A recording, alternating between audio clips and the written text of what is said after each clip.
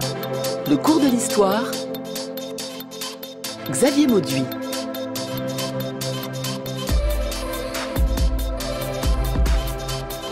« 30 ans après la chute du mur de Berlin, le cours de l'histoire se plonge dans la guerre froide. Oui, 1989 est-elle vraiment l'année où le monde a basculé? Avec vous, Pierre Grosseur, bonjour. Bonjour. Vous êtes enseignant à Sciences Po, vous êtes l'auteur. Alors, l'auteur de 1989, l'année où le monde bascule, c'est un livre qui est sorti il y a 10 ans déjà, qui ressort aujourd'hui largement enrichi parce que l'histoire se construit sans cesse. Et puis avec nous aujourd'hui dans le cours de l'histoire, Isabelle Clark, bonjour. Bonjour. Et Daniel Costel, bonjour. Bonjour. Vous êtes réalisateur, auteur du documentaire Apocalypse, la guerre des mondes. Ce sont 6 épisodes diffusés en 2 fois. Alors la première vague de diffusion, c'était mardi dernier et la prochaine, c'est mardi prochain sur France 2 à 20h50. Avec vous, nous allons pouvoir évoquer comment raconter la guerre froide, parce que la guerre froide est une période longue et complexe. En histoire, la narration est toujours un élément difficile à mettre en place, d'autant que sur des périodes comme ça, quand on porte un regard particulier, évidemment, il peut y avoir des débats, des contestations et des réflexions autour de l'objet d'étude. Vous, Pierre Grosseur, vous avez étudié particulièrement cette période, parce que quand vous écrivez votre ouvrage 1989, l'année où tout a basculé, vous prenez l'ensemble de la période. On ne peut pas comprendre une année sans la mettre dans un contexte plus long. Ces discours-là sont difficiles à manier. L'historien que vous êtes dispose de sources considérables, mais sans cesse vous êtes confronté à un discours orienté. Oui, forcément, il y a souvent du discours orienté parce que c'est une histoire qui est aussi très politique et qui couvre l'ensemble du monde, des régions très diverses qu'on connaît plus ou moins bien. Il faut voir quand même qu'il y a depuis le moment où les archives ont été ouvertes, les archives américaines et britanniques ont commencé à être ouvertes dans les années 60, un nombre absolument considérable de travaux. Et surtout, depuis la fin des années 80, on a accès à ce qu'il y a de l'autre côté du rideau de fer, c'est-à-dire des archives soviétiques, des archives chinoises, des archives vietnamiennes. Et donc ça permet quand même de relire énormément d'épisodes de la guerre froide et de modifier beaucoup de visions que l'on avait auparavant. Alors dans ces visions que l'on a auparavant, c'est vrai que la guerre froide, nous l'apprenons à l'école, nous l'apprenons au lycée. C'est vrai que c'est quelque chose qui est incontournable des programmes scolaires au collège, en terminale, le programme de terminale, la guerre froide.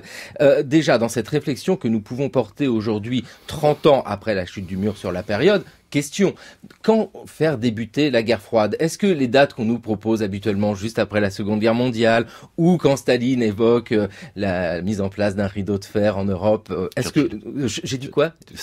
Churchill, pardon, excusez-moi, quand Churchill évoque que Staline a mis en place un rideau de fer en Europe, est-ce que ces dates sont encore valables aujourd'hui? Alors, la grande spécificité de la guerre froide, c'est que par rapport à d'autres guerres, il n'y a pas de déclaration de guerre. Et il n'y a pas eu vraiment de traité de paix. Donc de savoir exactement quand est-ce que ça a commencé, quand est-ce que ça a terminé, c'est assez compliqué. Et on a en plus des regards qui peuvent être très différents sur la guerre froide. Si vous insistez énormément sur la question idéologique, c'est-à-dire la rivalité entre le communisme et le non-communisme, eh bien c'est dès 1917 que vous avez les guerres froides. Et d'ailleurs dans la chronologie de l'histoire soviétique et russe aujourd'hui, la guerre froide commence en 1917 et elle n'a pas été froide puisque vous avez les interventions des Américains, des Français, des Britanniques, des Japonais, etc., etc. Donc ça c'est la vision idéologique. Si vous avez une vision, j'allais dire assez géopolitique, vous pouvez considérer que finalement la guerre froide n'est que la continuation d'une grande rivalité sur toute l'Eurasie entre l'Empire britannique et l'Empire russe qui a structuré la relation internationale. C'est là où les Français ont un peu de mal parce que nous, tout se passe sur le Rhin, mais l'essentiel de l'histoire quand même au 19e et au 20e siècle, ça se passe bien ailleurs que sur le Rhin.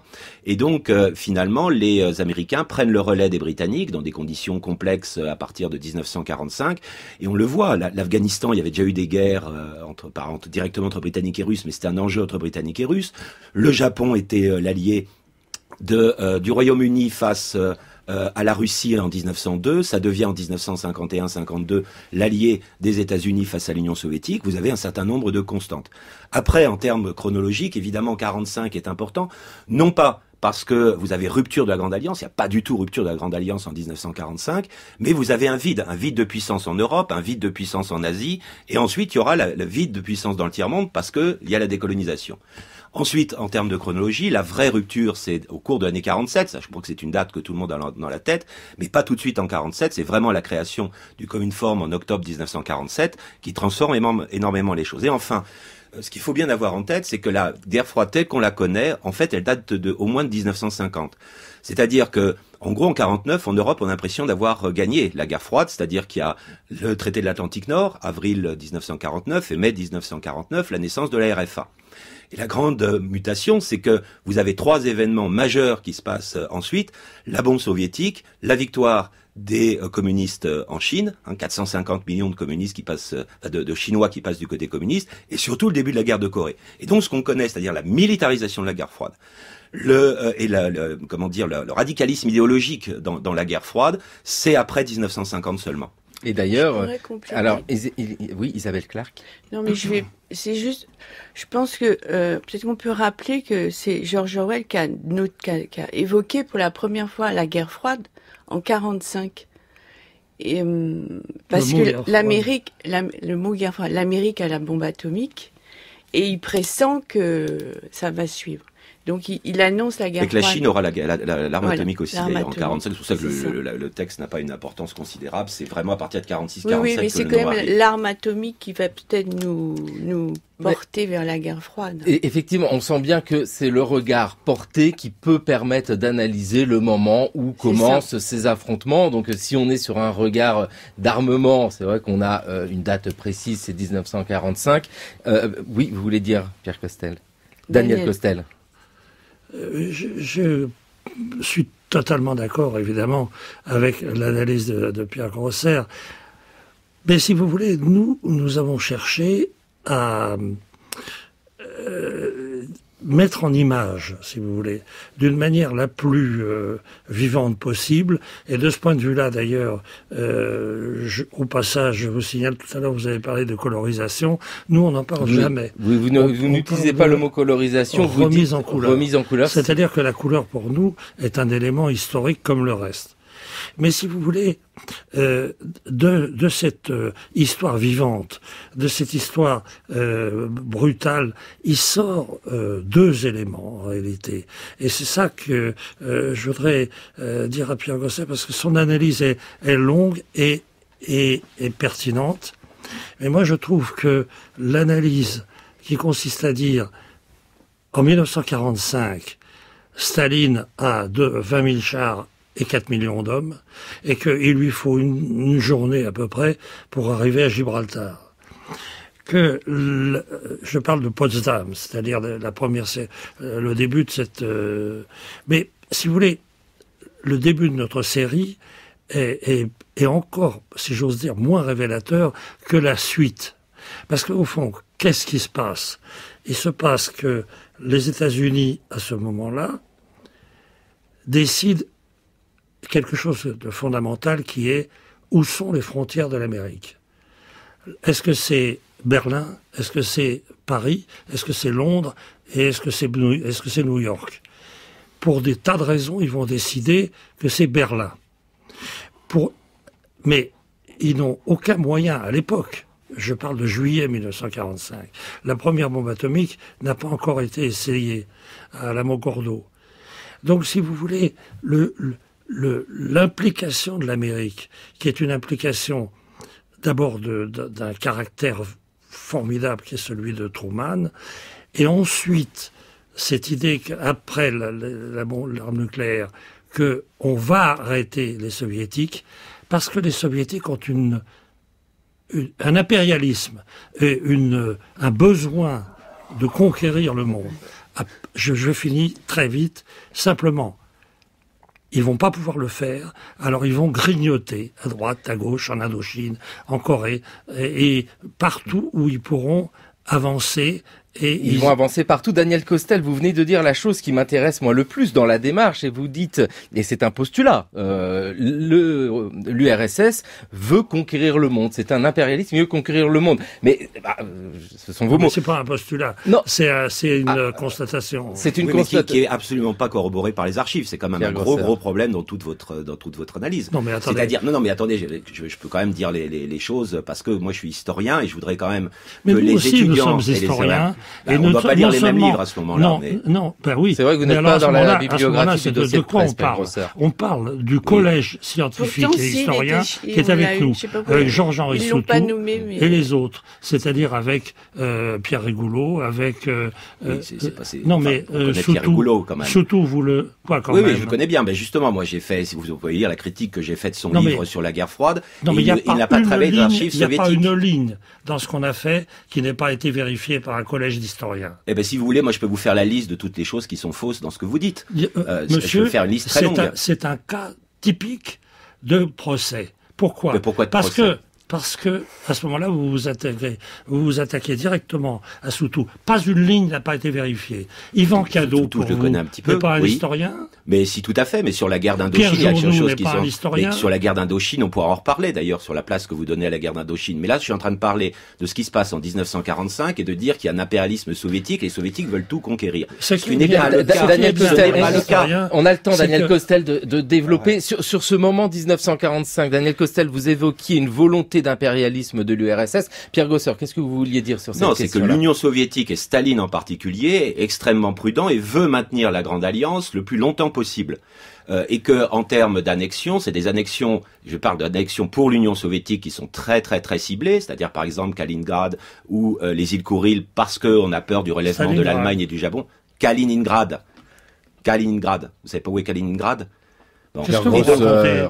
Vous m'avez parlé d'annexion de Stalingrad. De Kaliningrad. Ah oui. Bon, l'autre élément. Ben non, mais j'ai parlé de Kaliningrad. Donc l'autre chose qu'il faut vraiment avoir en tête, c'est que Staline a été très intransigeant parce que justement les Américains ont la bombe et donc il peut pas faire n'importe quoi. Mais dans plein de cas, on a Staline qui est plutôt un opportuniste et encore une fois qui essaie de se constituer des glacis parce qu'il y a quand même eu 27 millions de morts et une invasion de l'Union soviétique, un glacis en Europe de l'Est et encore il n'y a pas de plan prédéterminé pour ce glacis. Qu'est-ce que vous racontez? Le nord de l'Iran. On pourrait reparler de la crise iranienne de 46 assez longuement, et le nord de la Chine et le nord de la Corée. Et il y a plusieurs cas, par exemple le cas de la Corée, juste parler du cas de la Corée, pour montrer quand même que cette idée d'impérialisme complet de l'Union soviétique qui voulait tout conquérir en 45 est extrêmement discutable. Ce sont les Américains qui, au moment de la capitulation japonaise, aux alentours du 12 août, fixent la ligne du 38e parallèle, avec les Soviétiques qui vont désarmer les Japonais au nord et les Américains qui doivent désarmer les Japonais au sud. Il n'y a pas un soldat américain en Corée. Si Staline avait voulu prendre toute la Corée, il prenait toute la Corée.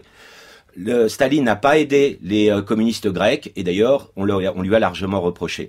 Sur le cas albanais, c'est quelque chose qui n'était pas essentiel pour lui. Et tous les travaux à partir des archives soviétiques montrent qu'il y a une certaine prudence. Ça ne veut pas dire que dans l'avenir, il n'imagine pas que dans le sens de l'histoire, ça soit le communisme qui triomphe. Il est marxiste, léniniste, etc. Mais c'est pas du tout la même chose. Alors justement, nous allons écouter un extrait de ce film documentaire Apocalypse qui concerne Staline parce que dans le cours de l'histoire sur France Culture aujourd'hui, nous réfléchissons à comment raconter la guerre froide avec, c'est vrai, et nous le sentons, deux visions, deux approches différentes. Alors, c'est pas des approches. C'est ce que j'allais dire. Je suis pas sûr que ce soit des visions. Alors, laissez-moi terminer à mon tour un petit peu. Mais c'est vrai que chacun, vous allez dire, et Pierre Grosser, vous allez dire, a raison que c'est un travail d'historien et que c'est une analyse d'historien. Et vous, Daniel Costel, Isabelle Clark, vous allez défendre votre projet, votre mode de narration. Attendez, moi, je pense que Pierre Grosser doit attaquer Georges-Henri Soutou, il doit attaquer Yves Journoux, il doit attaquer Yvan Cadeau. Et tous ces gens, je les connais très bien. Vous avez diffusé... Non, attendez, écoutez-moi. Mais Daniel, c'est pas la série qui est en cause. On n'est pas en train de discuter de la série. Non, mais je déteste cette discussion. On défend pas cette idée dans la série. Je suis désolé, mais je vais prendre quand même quelques cas de crise. Je parle pas d'erreurs de détails qui sont nombreux. Je parle d'interprétation de crise parce que là, c'est quand même des choses qui sont importantes. Par exemple, sur la crise de Suez, je doute très largement que M. Soutou vous ait dit que c'est la menace soviétique ou la soi-disant menace soviétique, je termine, la menace soviétique qui a fait reculer les Britanniques et les Français. C'est la pression qui a été exercée par les Américains, notamment sur la livre sterling, qui a fait reculer. Deuxième chose, par exemple, sur la crise de Cuba. Vous expliquez que la crise de Cuba a été une victoire des Soviétiques, l'objectif des Soviétiques étant, en installant des missiles à Cuba, de faire partir les missiles turcs. Ce n'était absolument pas leur objectif. Ça a été un sous-produit de la crise. De toute façon, les Américains devaient les retirer. Excusez-moi, vous m'avez Oui. dit que la crise de Cuba était autour des missiles soviétiques, des missiles américains. En Turquie, c'est ce que vous expliquez. C'est ce qu'on explique. Oui, mais c'est faux. Comment c'est faux? Mais c'est faux parce que pourquoi est-ce que Mais vous n'avez pas le droit de dire en historien.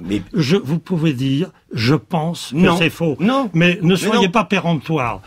C'est bien l'idée des convictions. Les convictions et les connaissances, c'est deux choses différentes. Ben là, ce sont des connaissances. Non, il y a un travail absolument considérable sur les archives. Je veux dire, on peut faire la compétition. Nous n'avons pas une ligne, un mot qui n'ait pas été vu. Permettez-moi d'en douter. Parce que comment ça vous en permettez absolument, d'en douter? parce que je veux dire, on sait très bien, que les origines. Je peux dire, c'est n'importe quoi. Tout a été vérifié par Henri Soutou. Moi, ce que je vous explique, c'est ce qui a été la crise de Cuba et ce qui est le consensus de tous les historiens. Il y a un travail tout à fait considérable. Vous ne m'expliquez rien du tout. Mais bien sûr. Vous sûr. m'expliquez le point de vue de Pierre Grosser. Mais pas du. Oh là là là là. Et alors, vous êtes le meilleur historien du monde. Daniel Costel. Je travaille sur les meilleurs historiens du monde. Il y a 50 historiens. Mais non, il y a un consensus sur la crise de Cuba. C'est votre point de vue. Il y a un consensus sur les causes de l'installation des missils de Cuba. D'accord? Et que c'est pas pour faire partir. Mais non, c'est pas les points de vue. Comment c'est c'est pas votre point de vue? Il y a des tonnes d'archives là-dessus. Daniel Costel, on va pas en terminer sur cette question-là. Est-ce que Soutou est un bon historien ou pas? Mais c'est un bon historien, mais orienté sur la question justement de la guerre froide. C'est quelqu'un qui parle de chevalier atlantique, qui pense que celui qui a eu le plus raison, c'était son père dans l'histoire de la guerre froide. Il y a d'abord d'autres historiens, et j'ai fait un compte-rendu très long du livre de Soutou, vous auriez pu le regarder, ça aurait pas été quelque chose de totalement inutile. Et je répète, pour la crise de Cuba, que c'était pour défendre Cuba. D'ailleurs, vous ne parlez même pas de l'opération Mongoose que les Américains étaient en train de non, Pascal Clark. Deuxième chose, il y a les choses. Isabelle. Mais non, mais excusez-moi, je dis Pascal Clark, c'est très drôle ça. Hommage à la radio du passé, une voix qui surgit. Non, attendez, on sent bien que ici il y a. On fait une synthèse de l'histoire. On peut pas être en concurrence des ouvrages de Monsieur Grosser, pour qui j'ai beaucoup d'estime. On fait un travail pour donner envie aux gens de s'intéresser à l'histoire. Il n'y a pas quelque chose de définitif. Donc voilà, on se chamaille sur un truc. Non, je savais pas. C'est une question de responsabilité. Moi, j'étais enseignant. Je suis dans le secondaire. Je suis enseignant dans le supérieur. La grande question que je me pose, et que c'est une question que je vis depuis 35 ans que je suis enseignant, c'est que vous allez avoir des élèves et des étudiants qui vont vous regarder, des professeurs qui vont vous regarder. Ensuite, donc, vous allez avoir des élèves qui, soit en écoutant la professeure, soit en lisant, en regardant, vont faire dans leur dissertation, vont parler de la crise de Cuba, vont parler aussi de la guerre du Vietnam, enfin tout un tas de choses sur lesquelles j'ai un certain nombre de désaccords profonds. Ça va être à l'encontre de ce que leur professeur va dire. Alors, qu'est-ce qu'on leur met? Est-ce qu'on met toutes ces faux? Écoutez-moi bien. Oui. Écoutez-moi bien. Je vous écoute. C'est pas en parlant plus fort qu'on a plus raison. Moi, je vais vous dire, nous avons eu une discussion à peu près semblable quand nous avons fait en 2009 39-45 avec tout un tas d'historiens qui se sont fait une sorte de petite réputation. Ils étaient de Mulhouse ou je sais pas quoi, en attaquant justement l'aspect historique de nos émissions. Mais le problème, c'est que nous n'avons pas, si vous voulez, nous avons un collège d'historiens. Alors évidemment, on peut dire Soutou c'est pas bon. Bon, d'accord. J'ai jamais dit que Soutou n'était pas bon. J'ai beaucoup d'admiration. Il était dans mon jury de thèse, vous savez. Eh ben alors, s'il a accepté et vous n'avez pas le droit de douter qu'il n'a pas été d'accord, puisque sur chacune des lignes qui a été faite, sur chacune des lignes, monsieur. Eh bien, comparez ce qu'il a écrit même dans son livre. Il a sûrement pas écrit que la crise de Cuba, c'était pour faire partir les missiles de Turquie. Non, laissez-moi finir ma phrase. Tout ce que nous écrivons est donné au collège d'historiens et il n'y a pas une ligne qui n'est pas acceptée. Mais moi, je vais vous dire une chose. Nous avons eu ce genre de discussion avec ce genre d'historiens en 2009. Ce genre d'historien. Et aujourd'hui, le livre de 3e d'histoire géo de chez Hatier porte la mention avec le concours d'Apocalypse. Oui, alors voilà, après on peut, c'est vrai, discuter des politiques, mais je comprends bien. Au début, on a toujours des historiens qui viennent nous dire « vous êtes des nuls ». Ce qu'on cherche surtout, c'est à être de toute manière formidable, à montrer l'histoire à des jeunes gens, et ils nous rendent bien. On a des témoignages tout à fait émouvants, et on est très content, et c'est des belles émissions, et on est très content de les montrer. Oui, bah, voilà, c'est vrai, on peut voilà, à partir de là, vous allez me laisser dire un mot, les uns les autres. C'est vrai que le débat est complexe et surtout, c'est vrai qu'on va sentir qu'il tourne en rond si on est sur chacun une position. Moi, je voudrais qu'on prenne juste un regard un peu distancié face à la chose.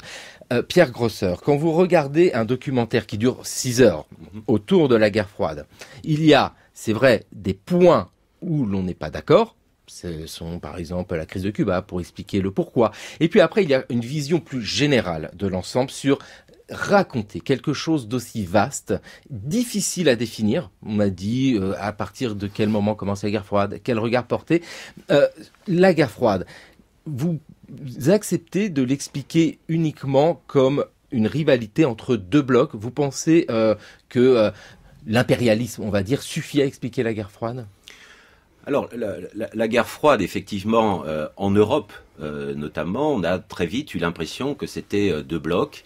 Et il faut bien voir que ces deux blocs se fixent définitivement seulement en 1955, avec la rentrée de la RFA dans l'OTAN et la naissance du pacte de Varsovie. Et à partir de ce moment-là, la guerre froide est d'une certaine façon gelée. La question berlinoise est un irritant. Et finalement, le mur, d'une certaine façon, fait disparaître cet irritant, parce que le mur ne menace pas Berlin-Ouest. En revanche, ce qui est important, c'est qu'à partir de ce milieu des années 50, l'essentiel de la guerre froide se passe ce qu'on appelle déjà le tiers-monde, puisque c'est en 1952, on le sait tous, que ce terme a été entre guillemets inventé. Alors il y avait déjà eu un certain nombre de tensions en Asie, et notamment la guerre civile en Chine, notamment la guerre de Corée, la guerre d'Indochine qui devient vraiment une guerre froide à partir de 1949-1950. Et puis après, c'est vraiment une rivalité à l'échelle mondiale, mais aussi un élément de coopération. Donc rivalité à l'échelle mondiale, donc il faut parler de l'Afrique, il faut parler de l'Amérique latine, du reste de l'Asie. Par exemple, quand même, en Indonésie, 1965-66, c'est 800 000 à 1 million de prétendus communistes qui sont massacrés, ce qui est quand même quelque chose d'assez terrible. Vous avez ensuite, dans l'ensemble du tiers-monde, des moments plus ou moins importants. Là, par exemple, le tournant de l'arrivée de Castro au pouvoir, c'est fondamental. On sait que l'invasion de l'Afghanistan par l'Union soviétique d'un régime qui est déjà communiste depuis 1978, c'est un tournant relativement important qui fait que les Américains vont être beaucoup plus concentrés sur le Moyen-Orient. En gros, tous les morts de guerre américains meurent en Asie orientale jusqu'en 79, et à partir de 79, ils meurent essentiellement dans le Moyen-Orient. Oui. Mais en même temps, ce qu'on sait aujourd'hui, et ce qui est aussi important à montrer, au-delà des questions stratégiques et nucléaires sur lesquelles on pourra revenir, parce que c'est évidemment une histoire très longue, dangereuse à certains moments, c'est que c'est aussi des éléments de coopération, de compétition, finalement, de modèles de modernisation relativement similaires. Et on a un certain nombre de pays qui vont avoir des coopérants américains, qui vont avoir des coopérants allemands, soviétiques, est-allemands, etc., etc. Donc vous avez voilà, c'est un phénomène qui est très complexe, et aussi des coopérations finalement sur un certain nombre de sujets. Par exemple, dans la lutte contre des pandémies à l'époque, ou sur des grandes maladies, dans les organisations internationales, vous avez des gens de l'Est et de l'Ouest qui coopèrent. Daniel Costel, Isabelle Clark, quand on étudie un moment aussi long qu'est la guerre froide, qui touche le monde entier, avec énormément de cas qui, chacun a besoin d'être contextualisé, expliqué. Nous sommes sans cesse dans des situations différentes. Et surtout, quand on est tributaire de l'archive, vous vous appuyez sur des archives, il y a des choix à faire. Comment se construit un tel documentaire ? J'imagine qu'on veut raconter quelque chose sur l'ensemble de la période, et ensuite, il y a des choix faits selon ce dont on dispose et selon ce que l'on veut dire. Au départ, le choix a été fait de raconter les points chauds de l'Asie du Sud-Est. Donc effectivement, on n'aborde pas l'Afrique, etc. Et donc voilà, c'est sûr que c'était une période très large, très compliquée. Donc le point de vue est déjà fixé. C'est le contexte politique, géopolitique, Est-Ouest, avec les points chauds en Asie du Sud-Est. Donc on rêve un film, on écrit un film, et on travaille avec nos documentalistes. On va chercher les images avec des historiens. On va chercher les images, et effectivement, le film dont on avait rêvé s'éloigne, puisque les images nous arrivent et c'est autre chose qu'on va... Voilà, donc c'est constamment une lutte entre ce qu'on a envie de raconter, ce qu'il faudrait raconter et le matériel qu'on a. Daniel Costel ? Moi, si vous voulez, je rends hommage à Isabelle Clark, qui est à la fois mon épouse et le co-réalisateur de ces films. Sacré délire. Chaque fois, on est extrêmement précautionneux, et chaque fois qu'on est face à d'abord on est des étudiants attardés aussi, hein. Avant de commencer à travailler, avant de commencer à rechercher des documents, on s'imbibe d'énormément d'ouvrages. Je dois dire que il y a un problème fondamental. D'abord, évidemment, je refuse toute idée qu'il puisse y avoir des choses fausses. Il peut y avoir des interprétations de ces choses, mais il n'y a rien de faux du point de vue de notre collège d'historiens. Bon, donc ça, c'est peut-être quelque chose qui peut se régler même dans les tribunaux entre nos historiens et Monsieur Grosser. Mais ce que je crois, c'est que par exemple, dans les termes, quand tout à l'heure je disais ce genre d'historien, parce qu'effectivement, pour moi, c'est un genre. Voilà, il y a quelques années, Monsieur Grosser, il y a quelques dizaines d'années, Marie-France Garot a dit quelque chose de formidable. Elle a dit, je crois que l'erreur fondamentale, c'est de penser qu'il y a deux blocs. Il n'y a pas deux blocs. De même qu'il n'y a jamais eu ce qu'on appelle l'impérialisme américain. Il y a eu un impérialisme communiste, un impérialiste marxisme. Cet impérialiste, on le trouve d'abord quasiment terrorisé par Trotsky. Et cet impérialisme n'a pas pu continuer. Il a attaqué sans arrêt. C'est pas un bloc non plus. Il n'y a pas de bloc soviétique parce qu'il y a l'Union soviétique. Il y a l'armée rouge. Basta.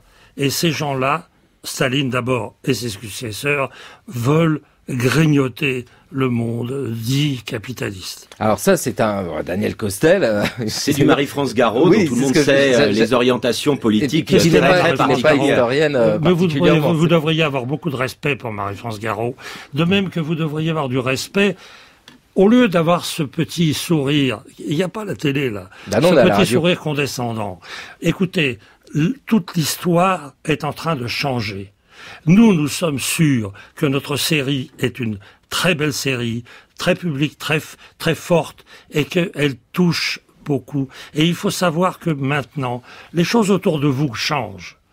Elles ne sont plus dans ce que vous prétendez, avec un petit sourire ironique, parce que l'impérialisme américain n'existe pas depuis 1991. Non, je crois que les Américains ont été sans arrêt sur la défensive. En Irak, par exemple, en 2003. Mais attendez, on vous parle, c'est la guerre froide, ça? Je vous parle de la guerre froide. Oui, du sujet. Ils sont pas intervenus en Amérique latine dans les années 20? Mais attendez. Ils sont pas intervenus en Amérique latine dans les années 20. Le KGB n'a intervenu nulle part. Mais je suis pas en train de dire que le KGB n'intervient pas, mais vous dites qu'il y a que les soviétiques qui sont impérialistes. Je vous dis simplement que le monde américain a été sans arrêt sous une forme défensive. Oui, c'est ce qu'on disait dans les années 50, et depuis on a les archives qui montrent que c'est totalement différent. D'accord, mais voilà, donc il y a ce genre d'historien, c'est ce genre d'historien excusez-moi, Daniel Costel, qui dispose de ce genre d'enseignement à nos malheureux élèves de Sciences Po. Daniel Costel, alors là, je rentre un tout petit peu dans le débat, mais c'est vrai que vous nous présentez quand même un choix, une lecture historique qui me pose problème dans l'impérialisme également. C'est-à-dire. Et pourquoi l'autre version vous pose pas problème? Je pense qu'elle est plus proche. Parce qu'elle est communément adoptée. Parce que tout le monde est d'accord là-dessus. Sur quoi? Il y a l'impérialisme américain. Alors laissez-moi. Comme si George Orwell n'avait pas existé. Personne n'a dit qu'il y avait que l'impérialisme américain. J'ai dit il y avait aussi l'impérialisme. Aussi. Excusez-moi, Daniel Costel, qui est totalement différent, de nature différente. Tout pareil. Laissez-moi poser cette question parce que c'est un choix. Vous l'avez évoqué. Vous l'avez. Non. Vous n'allez pas dire un mot, s'il vous plaît. Laissez-moi poser la question. Mais non, mais sinon je parle sur vous et vous m'entendez pas. Non, la question c'est pourquoi vous n'avez pas, par exemple, parlé des dictatures en Amérique latine où la CIA a agi. C'est aussi une question. Pourquoi? Parce qu'on avait 6 heures et que le choix a été comme ça. Non mais Monsieur Mauduit, juste un mot sur ce qu'on appelle l'impérialisme américain. Non, attendez, il y a des choses qui sont des choses historiques incompressibles. Le credo absolu de Truman et des Américains en 1945, c'est rapatrier les boys. L'électorat est un électorat complètement isolationniste. Donc par conséquent, il n'y a aucun impérialisme. C'est l'inverse. C'est le repli. Et ne plus jamais faire de guerre. Ils prennent pas des bases dans le Pacifique en 45 ? Non mais attendez. Nous sommes en train de vous parler. Est-ce qu'ils ont des bases dans le Pacifique ? Ça, la démarche de l'historien, c'est de montrer ce qui s'est passé à Potsdam. C'est-à-dire qu'à Potsdam, lorsqu'il est arrivé à Potsdam, Truman voulait se désengager totalement. Non, il voulait gagner la guerre contre le Japon. Je parle de l'Europe. Il voulait se désengager totalement de l'Europe, rapatrier les boys. Ça s'est fait progressivement après. Effectivement, il est revenu ensuite. Ça, on est tout à fait d'accord sur ce processus. C'est pas un problème. Mais l'Europe, ce n'est pas l'Asie. Et en Asie, ils sont au Japon, ils ont des bases dans le Pacifique en 1945. De toute façon, la série s'appelle La guerre des mondes. Isabelle Clark. Alors, je sais pas, on conteste qu'on n'est pas allé en Amérique du Sud, en Afrique, bien sûr, mais il faudra faire 6 heures en plus. C'est pas tellement ça la contestation. C'est plutôt sur la philosophie générale. Alors la philosophie, non, je peux dire quelque chose. Non, mais attendez, je voudrais lui demander quelque chose. Non, je suis pas un historien communiste, ça va. Je vais dire 2 secondes. Je pense que la série nous montre aux téléspectateurs ce que nous serions devenus si effectivement le projet communiste était allé au bout aussi. Enfin, je veux dire, voilà, c'est ça. Comment on aurait vécu? Mais qu'est-ce que l'on sait? Est-ce que vous avez trouvé en faisant des recherches des plans de guerre offensif avec la volonté de la part des soviétiques d'envahir l'ensemble de l'Europe? Mais on n'en est pas. Il y a Staline meurt en 53. Après, il y a la Chine. Monsieur Chine qui voulait envahir le monde. Non, mais je veux dire la puissance de la Chine. Non, mais Monsieur Grosser, je voudrais vous poser une question. Daniel Costel, rapprochez-vous de votre micro parce que nous sommes à la radio. Non, mais vous me parlez des dictatures. Vous me parlez des dictatures. Ok. Alors, c'est affreux les dictatures. Je suis d'accord avec vous sur Batista. C'est un horrible tout ça. Mais vous pensez pas que la dictature qui a suivi Batista est encore pire? Mais ça, c'est une question de jugement, et je pense effectivement. Non, c'est pas une question de jugement. C'est une question d'histoire. Non, c'est une question d'histoire. Je veux dire, vous pouvez sur l'histoire du castrisme aussi, on l'expliquait en partie par la pression américaine, etc., etc. Non, mais j'ai jamais dit que les dictatures communistes étaient bien. Je veux dire, personne n'est en train de partir de ça. Je veux dire, sur ce que et je le dis dans mon livre à plusieurs reprises, qu'on est des dictatures. Je suis pas un nostalgique de l'RDA. J'ai toujours considéré que l'Union soviétique, la vie à l'intérieur de l'Union soviétique était des choses absolument terribles. Mais là, on est en train de parler de politique extérieure. Ce n'est pas la même chose. C'est pas parce que vous avez un régime qui, à l'intérieur, est un régime totalitaire qui veut s'étendre dans le monde. Mais bien entendu, qui veut s'étendre dans le monde. C'est ça le résultat. C'est ça l'idée. Et vous vous trompez, Monsieur Grosser, sur toute la ligne. Alors, écoutez, il est 9h49. Je crois que Pierre Grosser vient de synthétiser le mieux ce débat. Bon, bah, écoutez. Non, mais c'est ça. Nous sentons bien, malgré tout. Je suis un peu étonné. Je vous le cache pas, Daniel Costel, de vouloir porter sans cesse le débat sur la polémique, parce que. Je sais pas qui veut la porter. Je crois que c'est Monsieur Grosser dès le départ qui a commencé à discuter. Franchement, on est là. C'est normal.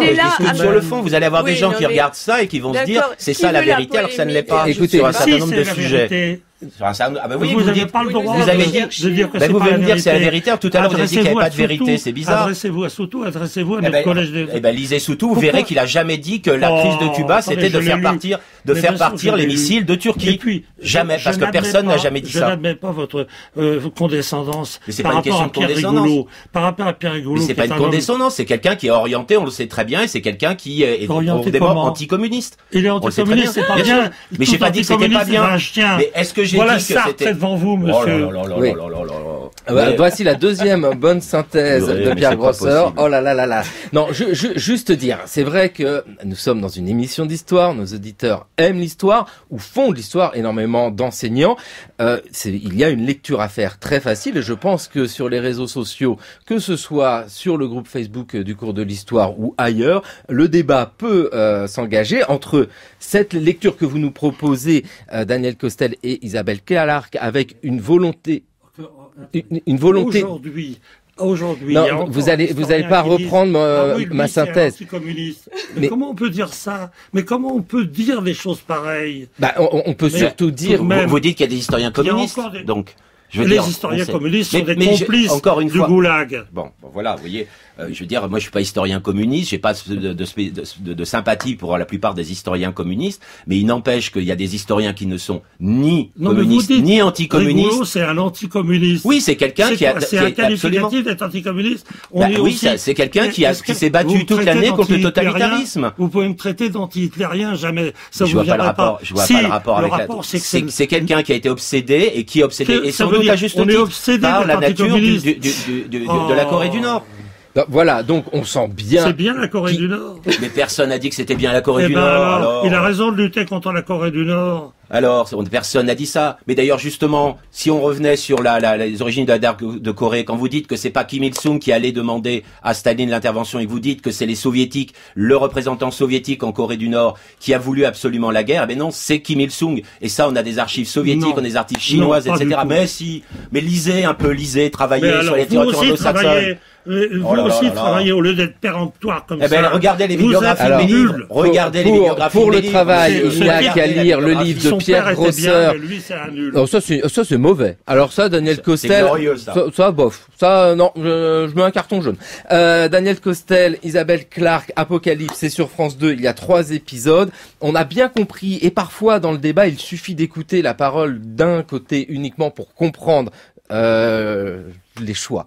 Et de l'autre côté, vous avez Pierre Grosser, 1989, l'année où le monde a basculé, une année essentielle à replacer dans la guerre froide, une période, on le sent bien, toujours aussi complexe à définir,